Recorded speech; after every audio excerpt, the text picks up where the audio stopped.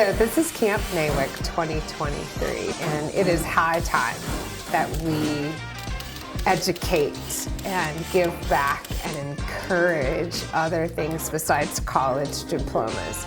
And to be honest with you, there are many careers within the construction industry that do require engineering degrees and high-tech diplomas, but there's also labor that's fun and creative and artistic. And we really want to show these girls that they can do this. They can pick up the drill.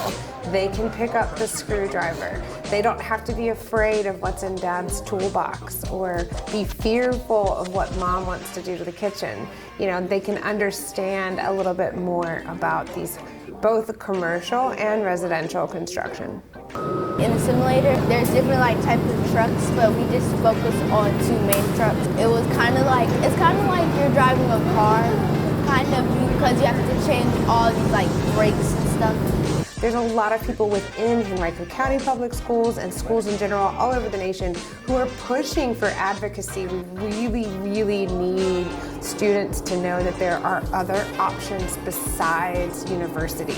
We actually are losing trade people every single year due to simply aging out.